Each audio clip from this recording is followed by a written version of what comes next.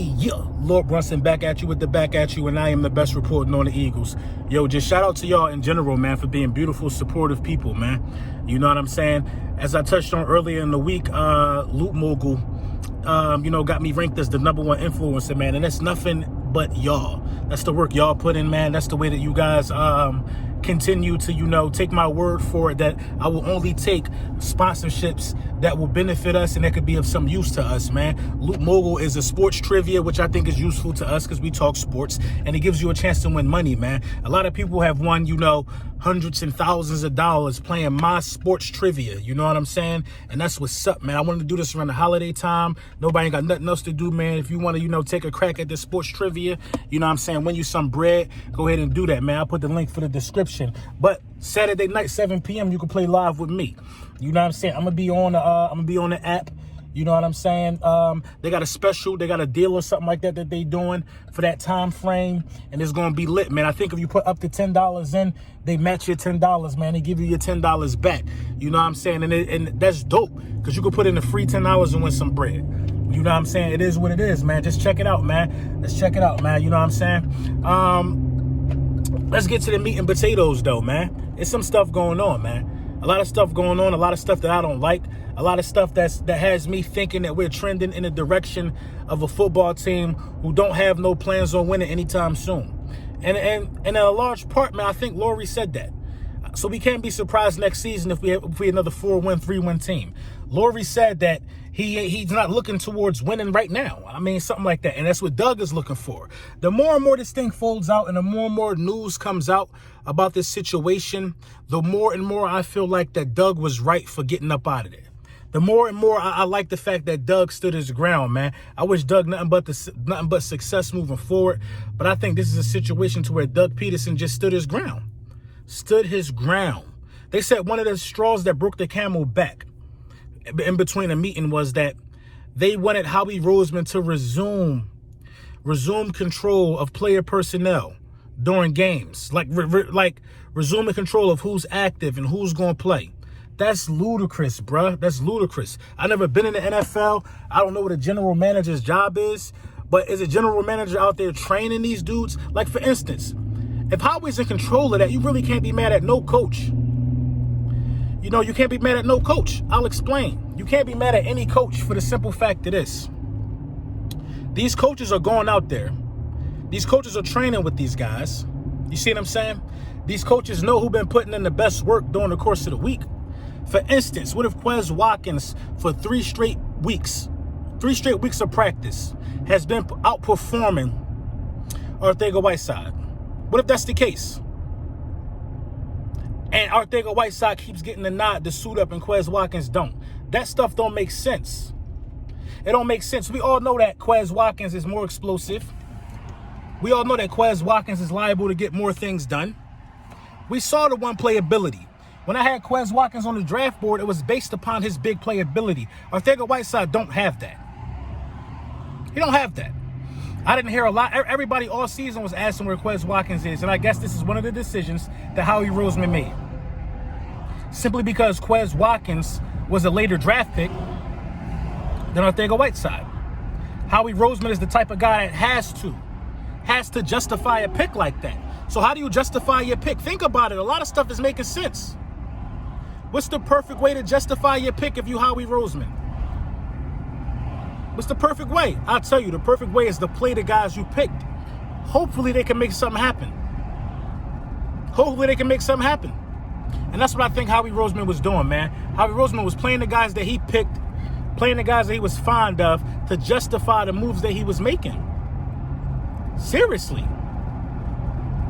And it shows. It shows, man. It shows in the snaps. It shows in so much, man. It shows in so much. Listen, Alshon Jeffrey was a Howie Roseman guy. Why, when Alshon Jeffrey get healthy, the hot hand, Travis Fulgham, that was the hot hand. Why does the hot hand disappear?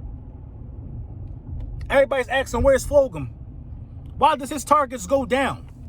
Fulgham was on pace to be like T.O., bruh. He was on pace to look like T.O. in a year. Why does his touches go down? Stuff you got to ask yourself. So if that was the case, if Doug decided that was the straw that broke the camel's back, the decision to, you know what I'm saying, the decision to keep Howie Roseman at the helm of being in charge of what players are active and inactive, player personnel decisions like that. Come on, man. Come on, man. How can a head coach be a leader of men? How? How can a coach go to a player and say, listen, I see the work you've been putting in. We're going to give you some more time. That ain't Howie Roseman lane, bro. Howie Roseman doesn't understand the barriers of his job, bro. And the fact that Jeffrey Lurie is allowing him to just infiltrate everybody else's job and what they're supposed to be doing is going to be one of the reasons why we get a knucklehead coach in here replacing Doug Peterson, bro. We're going to get a yes man, which is one of the reasons why we're looking out to one of our arch rivals, offensive play caller. We shouldn't be looking for nobody off the Dallas Cowboys staff. Nobody. Basically, you want Kellen Moore to just come here and call plays. You want Kellen Moore calling plays and Howie Roseman being the guy.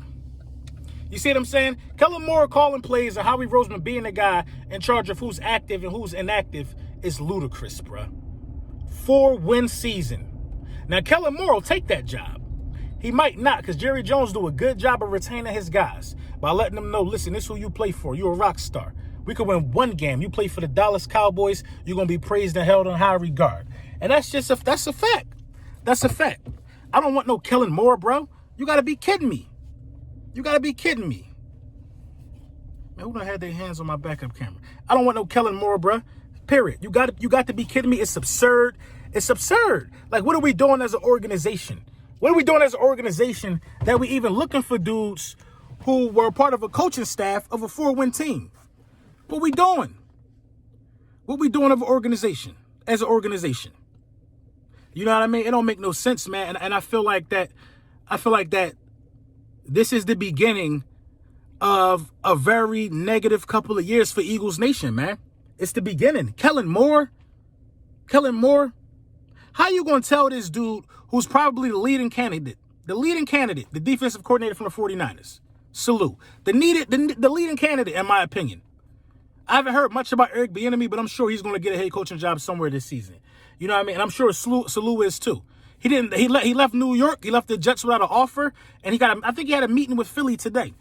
How you going to tell that man that another man is in charge of saying who he think is active? Howie Roseman need to worry about the cap. For real, he need to worry about the cap, man. He need to stay out of these coaches' business, man. It's destroying the team, bruh. It's destroying the team. I understand what's going on in Dallas. I understand how Dallas operates. Trust me, I truly do. I understand how Dallas operates. Jerry Jones can do that because Jerry Jones is the owner and the GM. Jerry Jones has been around football a long time, way longer than Howie. So if Jerry Jones, and then Jerry Jones thinks with a more sound mind. I'm going to pay the dude who balling. Period. We're not doing that type of stuff, though, bruh. We paying dudes to justify moves, man, and you can't win like that in the National Football League, man. You got to play the hot hand. Well, see the reason why we saw 119-year-old Darren Sproles getting running back 1 carries until he got wounded because he was old? Everybody else knew he was old. Seriously. Everybody else knew he was old. Is he the reason why adjustments weren't made at the cornerback position? Is he the reason why your defensive coordinator dipped, your head coach dipped, and now your offensive line coach seem like he about to dip too? Is he the reason? How is everybody leaving? And Jeffrey Lurie cannot gather the scruples to say that maybe it's this guy, man.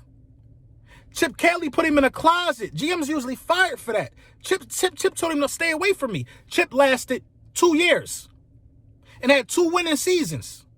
Think about the trend. Chip Kelly had a winning seasons.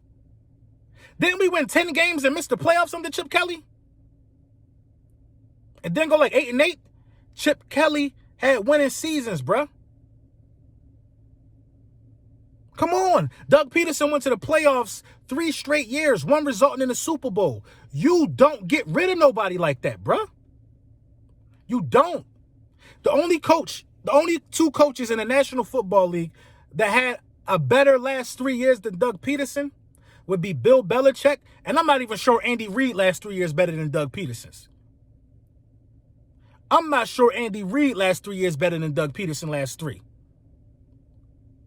Andy got the Super Bowl, and I believe Andy, they in the playoffs this year, so it's close.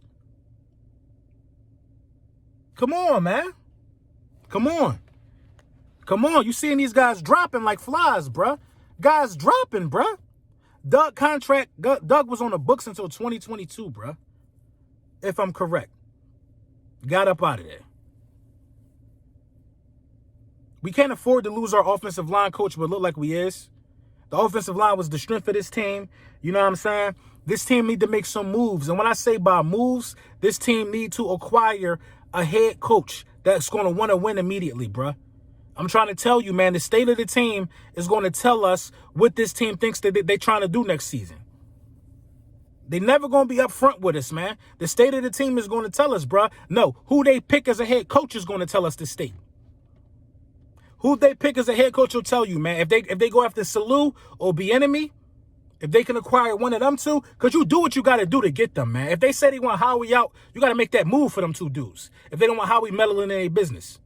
If they go with a yes man, if they go with Moore, Jason Garrett, something like that, that's all you need to know. That's all you need to know. That's what you need to know what they think about us as fans. They know we're going to continue to watch. And they know that we know from that move that those dudes ain't serious about the upcoming season, man. Let me know what you think in the comments.